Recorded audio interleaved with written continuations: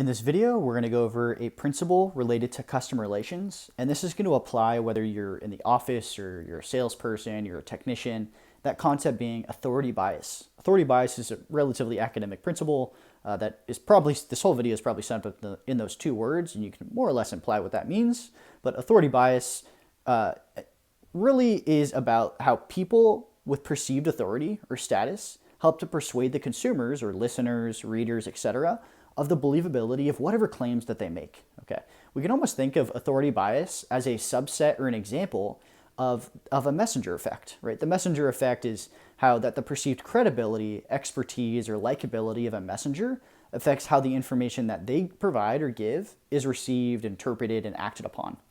So the authority is just a subset of that messenger, right? That's a characteristic of that messenger is how authoritative are they, more or less, pretty much.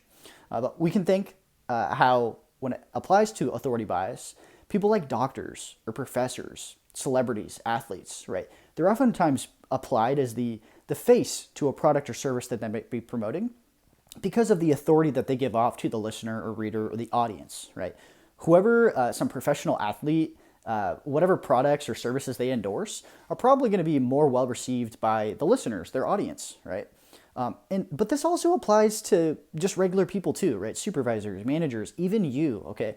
We need to do whatever we can, whatever's within our control to make you seem as authoritative as possible so that we can try to encourage, more or less, the authority bias, right? So an example of how we can do this in our interactions with prospects or customers is, for instance, giving professional recommendations based on observations that you make, right?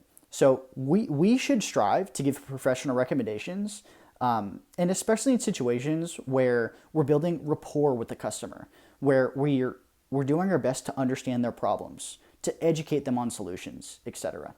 That is going to ultimately lead you to seem more authoritative and therefore more believable, as an example of the authority bias and the messenger effect.